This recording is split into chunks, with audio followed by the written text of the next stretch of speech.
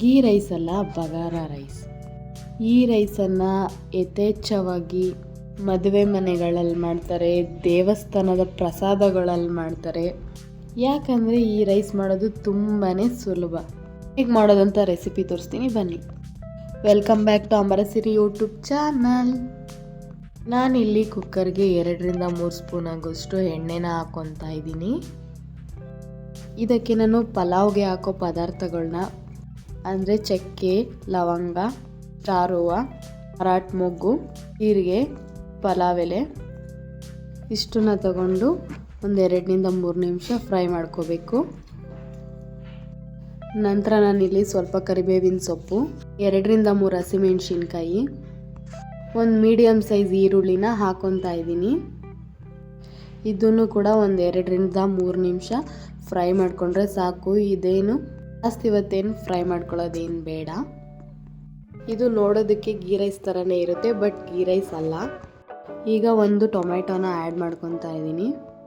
ಇದನ್ನು ಒಂದು 2-3 ನಿಮಿಷ ಫ್ರೈ ಮಾಡಿಕೊಂಡ್ರೆ ಸಾಕು.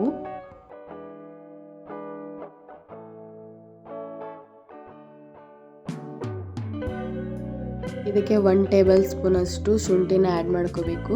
ವಿಡಿಯೋದಲ್ಲಿ ಸ್ಕಿಪ್ ಆಗಿದೆ, ನೀವು ಸಹ ಆ್ಯಡ್ ಮಾಡ್ಕೊಳ್ಳಿ. ಈ ಗ್ಲಾಸ್ನಲ್ಲಿ ನಾನು 1 ಗ್ಲಾಸ್ ಅಷ್ಟು ಅಕ್ಕಿನ ತಗೊತಾ ಇದ್ದೀನಿ. ನಾವು ಯಾವ ಗ್ಲಾಸಲ್ಲಿ ಅಕ್ಕಿನ ತಗೊಂಡಿದ್ವೋ ಅದೇ ಗ್ಲಾಸ್ನ ಅಳತೆಯಲ್ಲಿ 1 ಗ್ಲಾಸ್ ಅಕ್ಕಿಗೆ 2 ಗ್ಲಾಸ್ ಅಷ್ಟು ನೀರು ಹಾಕೋಬೇಕು. ನಾನಿಲ್ಲಿ 1 ಗ್ಲಾಸ್ ಅಕ್ಕಿ ತಗೊಂಡಿರೋದ್ರಿಂದ ನಾನು 2 ಗ್ಲಾಸ್ ನೀರನ್ನ ಹಾಕೊತಾ ಇದ್ದೀನಿ. ರುಚಿಗೆ ತಕ್ಕಷ್ಟು ಉಪ್ಪನ್ನು ಹಾಕೊತಾ ಇದ್ದೀನಿ. ನಾನಿಲ್ಲಿ ಯಾವುದೇ ರೀತಿ ತರಕಾರಿನ ತಗೊಂಡಿಲ್ಲ, ನಿಮಗೆ ಬೇಕಾದರೆ ತರಕಾರಿನೂ ಕೂಡ ಆ್ಯಡ್ ಮಾಡ್ಕೊಬೋದು. ಸ್ವಲ್ಪ ಪುದೀನ ಸೊಪ್ಪು, ಸ್ವಲ್ಪ ಕೊತ್ತಂಬರಿ ಸೊಪ್ಪನ್ನು ನಾನು ಈಗಲೇ ಆ್ಯಡ್ ಮಾಡ್ಕೊತಾ ಇದ್ದೀನಿ.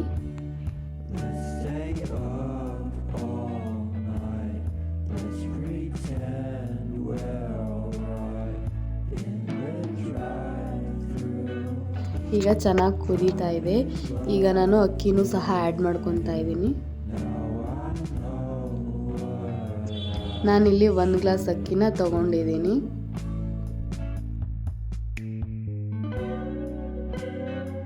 ಚೆನ್ನಾಗಿ ಮಿಕ್ಸ್ ಮಾಡಿಕೊಂಡು ಕುಕ್ಕರ್ನ ಲಿಡ್ ಹಾಕಿ ಕ್ಲೋಸ್ ಮಾಡಬೇಕು. 2 ವಿಸಲ್ ಕೂಗಿಸ್ಕೊಂಡ್ರೆ ಸಾಕು.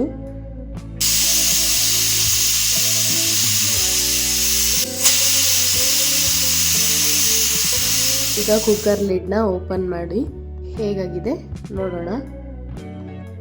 ಸ್ಮೆಲ್ ಅಂತೂ ಘಮ ಘಮ ಅಂತ ಬರ್ತಾ ಇದೆ. ನೀವು ಕೂಡ ಮನೆಯಲ್ಲಿ ಕೇವಲ 5-10 ನಿಮಿಷಗಳಲ್ಲೇ ಇದು ರೆಡಿ ಆಗಿಬಿಡುತ್ತೆ. ನೀವು ಒಂದ್ಸಲ ಟ್ರೈ ಮಾಡಿ. Very quick and very easy recipe. ಈಗ ಚೆನ್ನಾಗಿ ಮಿಕ್ಸ್ ಮಾಡ್ಕೋಬೇಕು.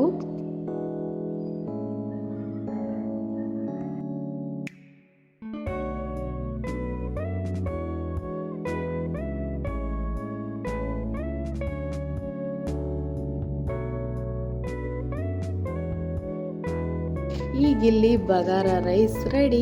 ಇದಕ್ಕೆ ನಾನು ಕಾಂಬಿನೇಷನ್ ಆಗಿ ಪನ್ನೀರ್ ಗ್ರೇವಿನ ಮಾಡಿದ್ದೀನಿ. ಕಾಂಬಿನೇಷನ್ ಮಾತ್ರ ಸಖತ್ತಾಗಿದೆ. ಇದಕ್ಕೆ ಚಟ್ನಿ ಕೂಡ ಮಾಡ್ಕೋಬೋದು.